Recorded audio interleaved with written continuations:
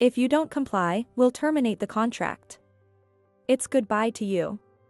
You keep saying it's handmade, but if we take these products overseas, they'll make the same thing much cheaper. After all, it's just a watch. If you don't comply, we'll start importing cheap Chinese watches instead.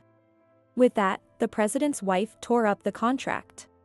After being on good terms for 20 years, to be treated like this so abruptly is shocking. However, the president's wife doesn't know. She doesn't know who will truly be in trouble by terminating this contract. My name is Emily. I inherited the watch workshop from my father who passed away 5 years ago. I am a watchmaker and also manage the workshop. The watches, made entirely by hand, are known for their high quality.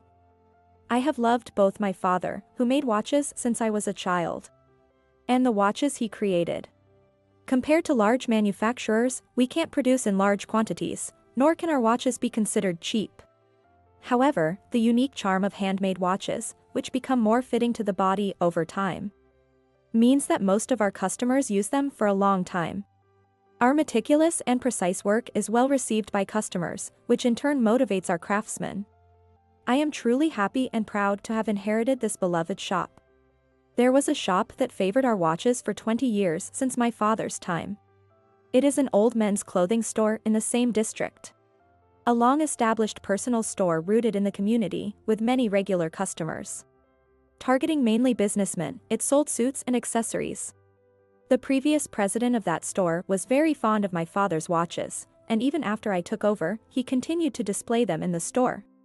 Even now, whenever I see the current president, Mr. Young, he always says, "Many customers come to our store specifically for Yates Workshop's watches." We're truly grateful. Our watches are sold in a corner of the men's clothing store dedicated to our brand. They have been quite popular for many years, and recently, we have been taking custom orders allowing customers to choose designs and materials from several options. However, one day, I received a sudden phone call at the workshop. The woman on the phone introduced herself as Mr. Young's wife from the men's clothing store. While I frequently met Mr. Young, I had never spoken to or even seen his wife before. Her voice sounded younger than I expected, but it also seemed rather forceful. "Are you the president?" "Yes, I am. This is Emily Yates speaking. I have something important to discuss with you. Could I visit you now if you have some time?" Now. I didn't understand why it was Mr. Young's wife and not Mr. Young. And the sudden proposal without any prior appointment. Though I was unsure, her tone was so sharp that I thought it might be a customer-related issue, so I decided to agree. About 15 minutes later, Mr. Young's wife arrived, introducing herself as Rachel. Unlike the 60-year-old President Young, she appeared to be in her 40s and looked quite young. "My husband always speaks highly of your services. And we are grateful for your continued support." We exchanged brief pleasantries, then I led her inside and offered her coffee in the reception room. "May I get straight to the point?" She quickly got to the main topic. "Why are your watches so expensive?" "Excuse me?" The invoice Rachel took out was indeed from our workshop a few months ago. Every item was at the regular price, and neither Mr. Young nor the previous president had ever mentioned any issues.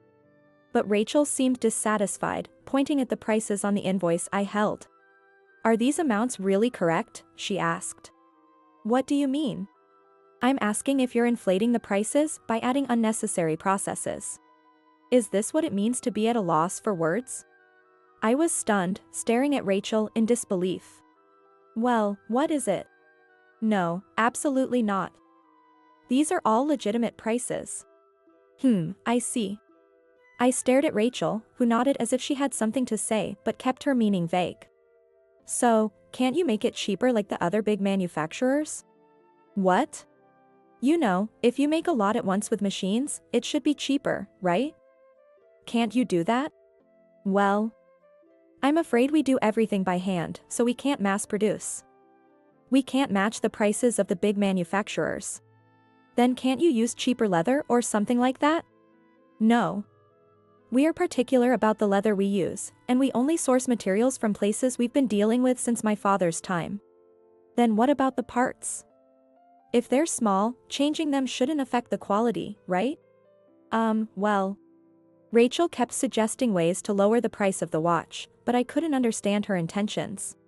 Our workshop prides itself on our craftsmanship, so we can't lower the price any further.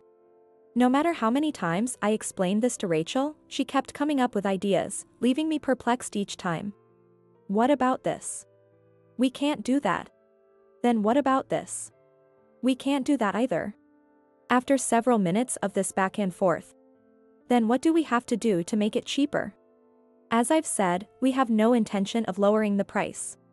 Oh, come on. If you can't make it cheaper by hand, then just use machines like the big manufacturers. What? When Rachel suddenly slammed the table, I lost my temper and raised my voice. With all due respect. As I've been explaining, everything here, from tanning and cutting the leather to finishing, is done by hand by our craftsmen. We take pride in this and cannot compromise. It takes time and costs money because we put our heart into making each piece. Sure. Using machines would allow us to mass produce and lower prices. But we stick to handcrafting because we honor my father's wish to create something that can be used for years and repaired if broken. We want to make items that people choose because they feel warm and personal. We believe our watches are worth their price. We are not cheap. But I believe our watches are worth every penny. Most of the craftsmen working in our workshop have been with us since my father's time. They helped my father's vision and continue to work towards it even after his passing. So, lowering the price of our watches is out of the question. However, Rachel began to tremble instead of understanding. But this price is way too high. So, as I said, we can't lower it. At least cut it in half. Half? That's too much to ask. The outrageous suggestion gave me a headache. If you drop this unnecessary insistence on handcrafting, you can do it. That's impossible. No matter what anyone says, we will continue to make things by hand. Even if we could lower the price, it would only be a small gesture on our part. As soon as I firmly said it was impossible, Rachel thrust a document at me. Then let's cancel the contract. What? If you can't lower the price, we will terminate our contract with you. The document Rachel showed me was a contract made 20 years ago between the previous president and my father. But, we've had this relationship since my predecessor. It's too unreasonable to terminate the contract just because we won't lower the price. Please let me talk directly with Mr. Young. Let's discuss it. My husband is currently hospitalized and can't come here. Mr. Young is hospitalized. Is he okay? Don't worry, he'll be gone soon anyway, so it doesn't matter. What? That's why I, the next president, hold all the authority over our store now. I honestly don't know what kind of relationship the previous presidents had, but that's in the past. Now, in this recession, we have to cut unnecessary costs for the sake of the company. As a fellow business owner, you should understand. Her harsh words left me trying to control my trembling fists rather than arguing back. Seeing me silent, Rachel mistakenly thought I had no argument and raised her voice mockingly. You talk about handcrafting, but if you take your products overseas, they'll make the same thing cheaper. After all, it's just a watch. If you don't comply, maybe we'll import cheaper watches from China. Listening to Rachel's laughter any longer, I might lose control out of anger. So, what will it be? If you agree to halve the price, we'll keep your products in our store. Or will you honor your predecessor's wishes and end the contract? We can't agree to cut the price in half. I see. That's unfortunate. Then we'll terminate this contract. Rachel tore up the contract with a half smile and started to prepare to leave. I'm sorry too, but we can't place our products in a store that doesn't appreciate their value. Rest assured. We'll never supply our watches to your store again. That's our line. Don't say we didn't warn you. That goes both ways. Thank you for everything. As I said this, Rachel left the workshop with a big smile on her face. Dad. I'm sorry. I didn't know if this was the right thing to do, but I felt terribly sorry for my father. Rachel's words were truly harsh. However, that men's clothing store was one of our few longtime major clients. We needed to find a new client soon, or our business would struggle, just as Rachel said. One day, while thinking about this, the workshop phone rang again. The caller was the personal secretary of Mr. Young, who I heard was unwell. He insists on speaking directly with you. I'm calling despite knowing it's inconvenient. Though I was puzzled by the secretary's words, I had wanted to visit Mr. Young since hearing about his hospitalization. So I agreed to a brief meeting. I quickly got the hospital address and headed over. In the hospital room, I found Mr. Young lying in bed connected to many tubes, his secretary who had called, and Mr. Young's son. I calmed Mr. Young, who tried to sit up upon seeing me, handed the secretary a fruit basket, and sat down to listen by the bed. I heard from my wife. First, I must apologize for her rudeness. I am truly sorry. Mr. Young. Seeing the always cheerful Mr. Young so frail left me speechless. It may sound like an excuse, but that was my wife's decision, not my intention. However, your wife claimed she was the next president and held all authority. That's just what she thinks. What do you mean? Well, according to Mr. Young, Rachel was his second wife and had a son from a previous marriage, in addition to his biological son present now. Taking advantage of Mr. Young's hospitalization, Rachel declared herself acting president and tried to seize control of the company. She planned to make her son, still in middle school, the next president once he grew up. It's embarrassing to say, but I've betrayed you and your father this way. I'm truly sorry. Please, stop apologizing. It's not your fault, Mr. Young. This is not good for your health. Thank you. However, I heard my wife said terrible things and terminated the contract. Your watches have always been popular in our store. Customers come mainly for your watches, and then buy ties and cufflinks. Terminating the contract will greatly affect our sales. Ms. Yates. I beg you to reconsider this contract termination. Mr. Young. My son, not my wife, will take over the store's management. My son understands the value of things, unlike my wife. Please, I beg you. I want to protect my father's store too. Please. With Mr. Young, his son, and his secretary all pleading, I felt conflicted. I understood their feelings, but it wasn't a simple matter. I'm very sorry, but as long as your wife, who doesn't understand the value of our work, is involved, it's impossible. No matter the long history between our predecessors, the contract was still broken. The contract was torn up, and there's nothing more we can do. Besides, your wife insulted not only our watches and workshop but also my father's legacy. It was unbearably humiliating. Knowing that we can't supply your store anymore. I can't bring myself to do it. I'm truly sorry. As I said this firmly, the three visibly fell in despair. But remembering the humiliation, my feelings didn't change. 6 months later. To recover lost profits, I ventured into online sales. We started selling custom-made, handmade watches. Putting effort into promoting on social media, we thankfully became a hit and orders increased. We also found new clients for our ready-made products, expanding our business and increasing sales. Now, we're busier than ever, both me and the craftsman. One day, the workshop phone rang. Thinking it was another order, I answered, only to hear Rachel's voice. What do you want? Our business with your store should be over. Ms. Yates. Please, I have a favor to ask. Make and deliver watches to our store again. It doesn't have to be half price, even 30% off is fine. Just hurry. Rachel's voice sounded incredibly desperate. How dare you say that after mocking our watches? And wasn't it your store that unilaterally terminated the contract?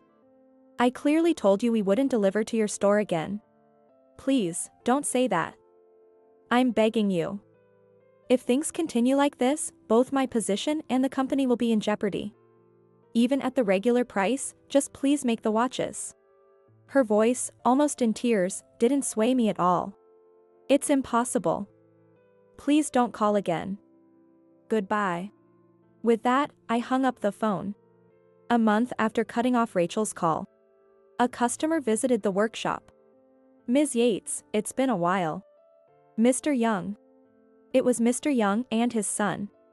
Apparently, his health had improved and he was discharged, which is why they came.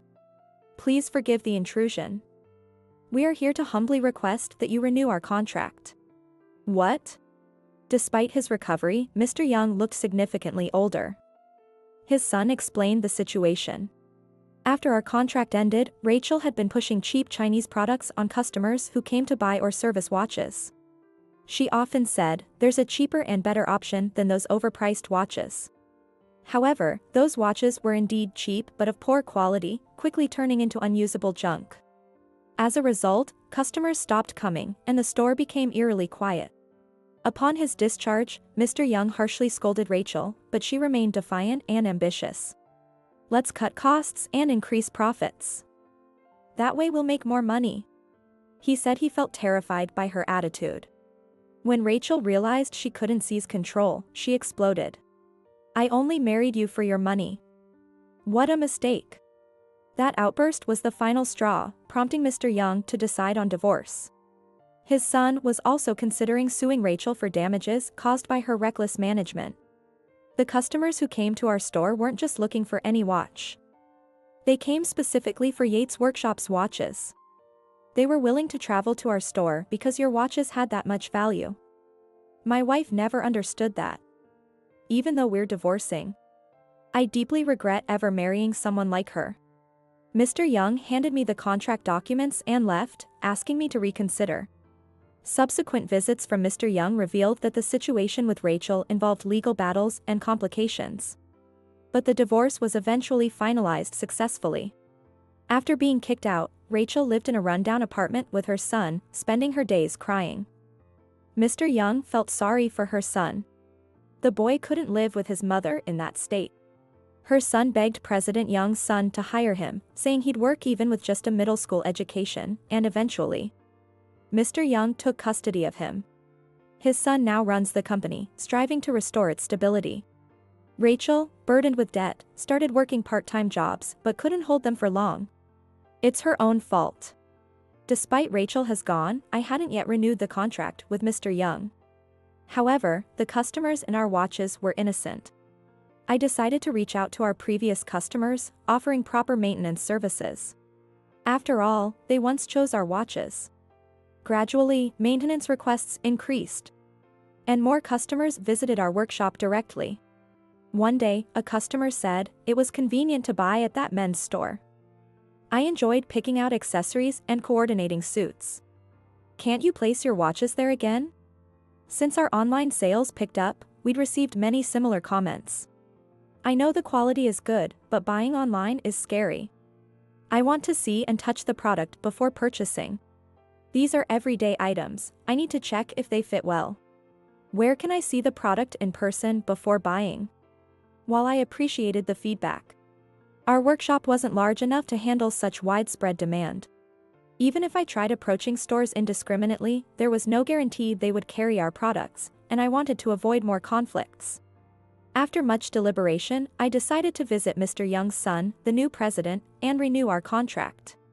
Of course, it would be at the regular price, with the condition that someone who understands the value of our watches would be selling them.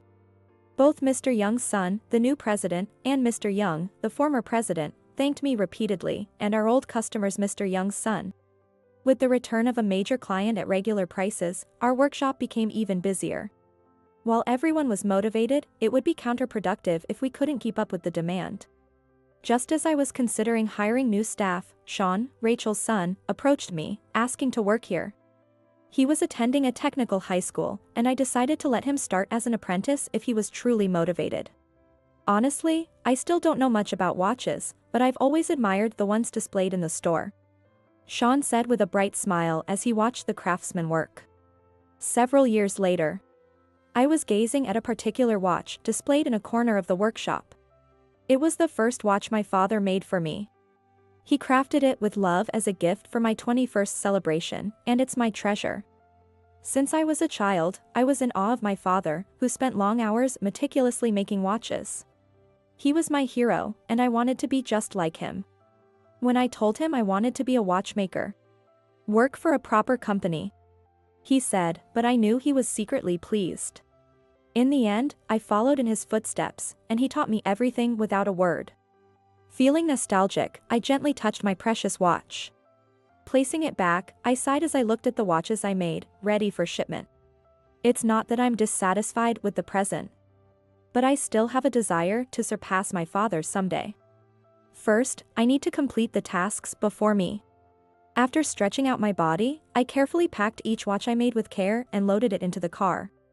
My father always said the watches he made were like his children. I feel the same way. These watches are our children. Delivering them is both joyful and a bit sad. But they will return for maintenance someday. When they do, we'll welcome them back, fix them up, and send them off again. With that anticipation, I'll continue making watches today.